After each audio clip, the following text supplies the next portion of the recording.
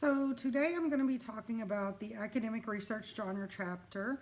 I'm working out of How Writing Works, and I am on page 258. So the academic research genre is basically the means through which scholars share their research with other scholars in the world. So this is how we communicate with each other on our thoughts and ideas in the academic world. When we have a great idea, we do a academic research genre of some type, whether it's a research paper, a literature review, but we do some type of academic research genre, and then we usually will have peers edit that and we'll try to get that published.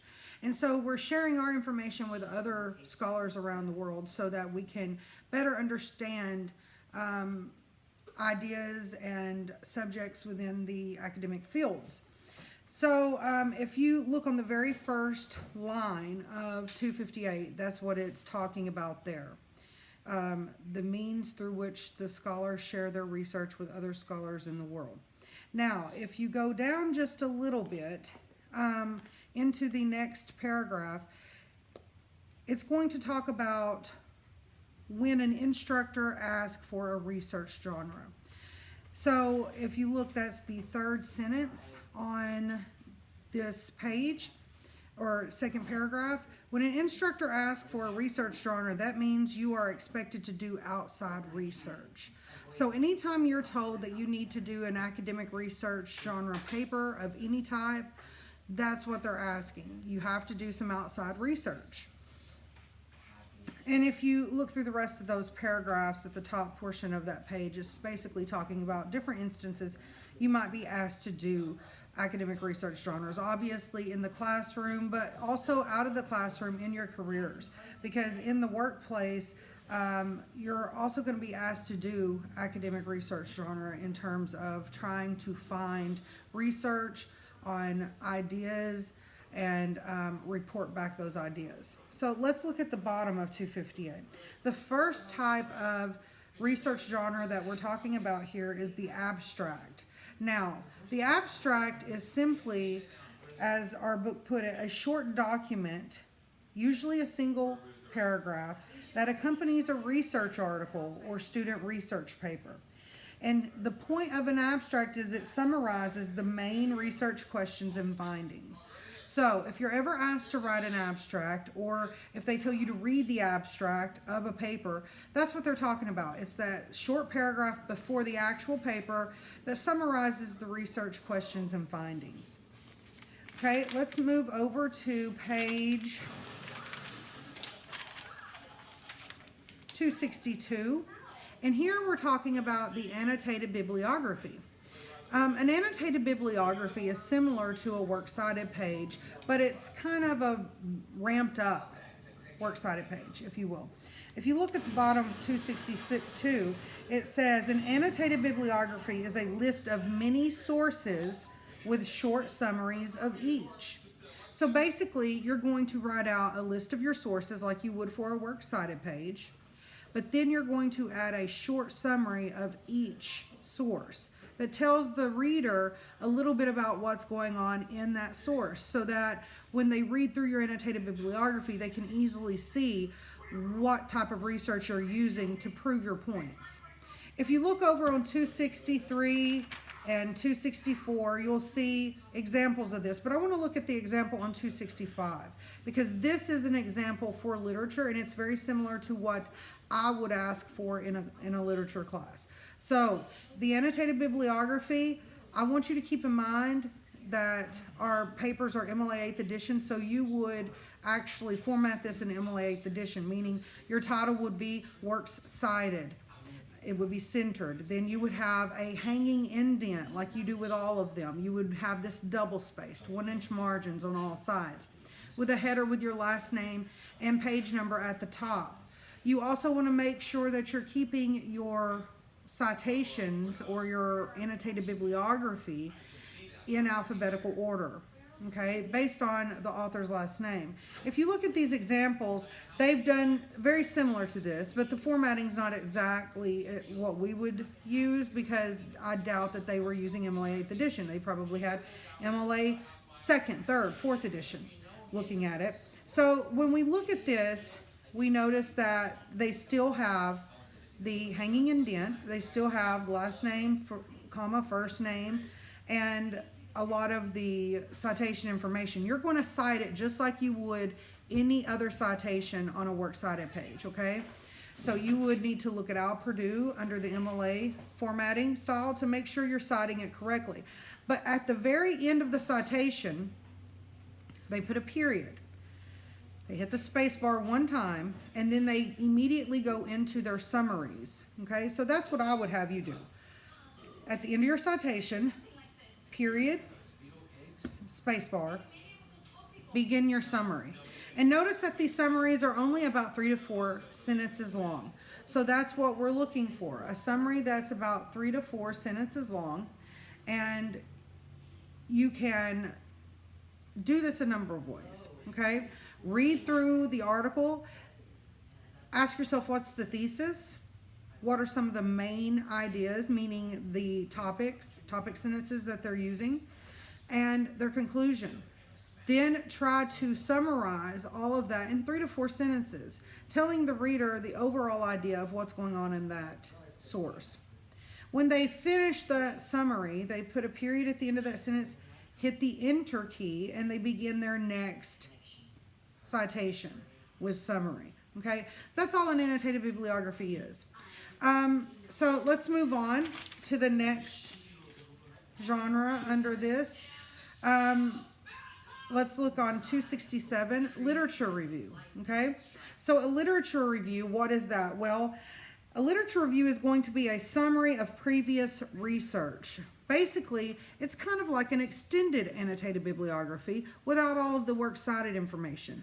Of course, you're going to put that information at the end on a normal works cited, but the literature review itself is an essay format. So instead of writing short summaries of 3 to 4 sentences, you're going to actually read through your body of research, and then you're going to write a summary based on the research that you found, accurately citing the material as well. Let's look over, and by the way, there are always examples of each of these type of genres if you need to look at those to cement that in your mind of what exactly it is that you are being asked to do. But let's look on to page 284. This is where they get into what is really most relevant to us, the research paper, because the research paper is going to be very important in terms of us meeting that requirement for our final essay.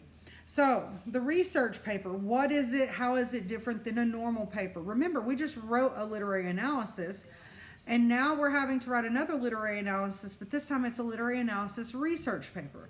So how is this different? Let's look on page 284. A research paper is a report on original research. Well, what is original research, right? Original research is what can come from you that is different, special, unique. Something that is something you can offer that no one else can offer, okay? So for instance, I'm going to read their examples of what original research means. It says it can include a new reading of a literary text, which is exactly what we're doing. It can be archival research that includes something new about a historical figure, a scientific research in a laboratory. So some of you have already been doing original research. Think about your biology classes, your chemistry classes, when you're in those labs and you're doing your experiments. That's original research because that is something that you're doing. Other people can't, they've never done it exactly the same way you're doing. But in terms of what does it mean for literature, and that's what we're really focused on here, is a new reading of a literary text means you're going to read that literary text. And I've already told you a little hint on what to do with your thesis. A, ask yourself what's your most important theme and why is that your most important theme. But B, as you're asking yourself and answering this, you need to ask yourself, what can I bring to this conversation that no one else can? And what conversation am I talking about? Basically, remember whenever I've talked about the conversation of what are other people saying about this literature? We usually look to sources to figure out what other people are saying about the literature. Well, as we're reading through our sources and we get a good idea of what the conversation is about our novel, our text, our play, our poem, whatever it is that you're writing research paper on, you need to ask yourself, what can I bring to this conversation that's new, that other people have not already talked about? And it doesn't have to be something fantastical or over the top. That's not what I'm looking for. What I'm looking for is for you to bring your own education and experiences to this text and give me an answer that you feel like only you could give. Answer that question of why is this theme so important in understanding the text? Bring your own experiences and education to the foreground when you're answering that. And that's going to make it your original research, okay? Which makes it a research paper. Yes, obviously we have to do research for it to be a research paper, but we have to do research for it to even be the academic research genre, right? For it to be a research paper, it has to be original research, okay? So that is the different types of genres or styles underneath the academic research genre. And if you look past 284, you'll find a lot of different examples that you can read through to kind of see what their research papers entail. But what I want to do is I want to skip over all of that and go straight to page 311 so that we can talk about the strategies for academic research genre. So, one, in our pre-writing, what is something that we need to make sure we're focusing on in our pre-writing? Well, we need to make sure that a lot of our content is coming from our research, that we're actually visiting our sources and utilizing them accurately and correctly into our papers. We want to make sure that we're using them the best that we can, which means focus on your thesis and find evidence to support that, okay? You don't want evidence that supports anything. You want evidence that supports your specific thesis, okay? Also, when drafting and organizing, you want to make sure that you are organizing this based on your outline. Remember, research papers are notoriously long. So anytime you're writing a long paper, that outline becomes critical because otherwise you'll get lost on these tangents. You may find one particular topic more interesting than the others. So you'll write 2 pages about that topic and then all your other topics only get half a paragraph. So you need to make sure that you keep it focused and organized with that outline, okay? Also, don't forget that you can use those journals 8, 9, and 10 that were assigned to you directly in your paper. Okay, remember I told you guys when you're filling out those journals 8, 9, and 10, I want you to stay focused on your thesis. That way you can just copy and paste that directly into your paper. But if you choose to use the journals, they do have to stay with the flow of the paper and they have to actually be proving your thesis, okay? Also, look at your revising in style. You always want to remember to revise first, then edit second. Revise is big picture. Think about your thesis. Think about your topic sentences. Think about the flow of the paper. Think about your conclusion. Do all of these things work? Do they work well together, right? So that's big picture ideas in revising. And remember, for editing, little picture. So we're worried about grammar, formatting, making sure all of our I's are dotted and our T's are crossed. So make sure everything's done correctly. And then after you've done all that, that's when you want to ask someone to look over it for you. And preferably you can get an appointment with one of the tutors from the Writing Center. Now, I'm not sure how many days this week they're going to be in the Writing Center. And I don't mean physically, but I mean in terms of working and meeting students online. But we need to make sure that we try to get an appointment with them. It doesn't matter if you have a complete rough draft. Even if you've only began, you still need to get started and show them what you've got, because the second pair of eyes is going to be critical in making sure that you stay focused and you're on the right track. And those guys will be able to tell you if you're doing that. So that's the end of my discussion in terms of our academic research genre. This is going to be the most important paper in terms of it. This is where we're combining all of the things we've learned this semester. And I know it's not been a typical semester. It's not been a typical semester for me or you. But hopefully you've still been able to grasp the ideas that I'm trying to teach, which is one, focus on your writing process. Make sure that you are going through the steps of the writing process and doing everything in your power to complete each step accurately before you move on to the next step. That is one of the most basic ideas that I can teach, but it's also one of the most critical ideas. Every single thing requires a process, whether it's tying our shoes or cooking an elaborate meal or even teaching you guys. There's a process to it, and that means that there are steps that need to be followed. Writing a paper is no different. It's not like some divine intervention is going to just drop into your brain and you're going to be able to spit out a long paper that's perfect without following those steps. Make sure that you're following those steps. That's number one, most important. 2, also make sure you're using your resources. Hopefully I've taught you about some resources you didn't already know about. Make sure that you're using all of them. Grammarly is a great resource for people who have trouble with grammar, and even for people who are already proficient in grammar. Using the MLA Al Purdue or the APA Al Purdue, depending on what type of paper you're writing. For this class, it's going to be MLA Al. But for other classes, you may have papers due at the end of the semester. Make sure you're double checking your citations. Remember, the in-text citation and the works cited page go hand in hand, okay? You have to have both, and you have to have them both correct, or it's what? Plagiarism. So make sure that you're using that resource, Al Purdue. Also make sure that you're using the library as a resource to find your sources. That's going to be the easiest and most accurate place for you to get sources that you know are credible. Because remember, for it to be credible, it has to be written by experts in that field, and it has to be peer reviewed by experts in that field. And the easiest place to find those type of articles or books are going to be the library.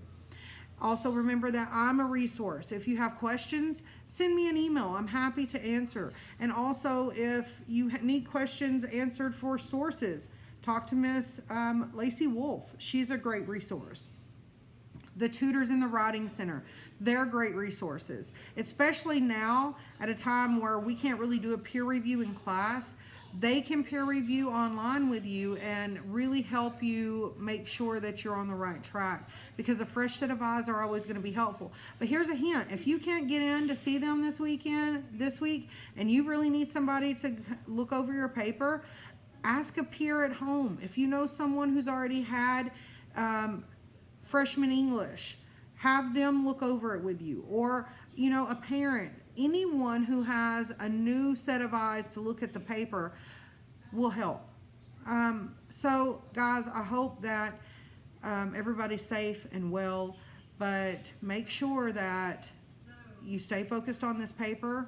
Put in the time, don't put it off.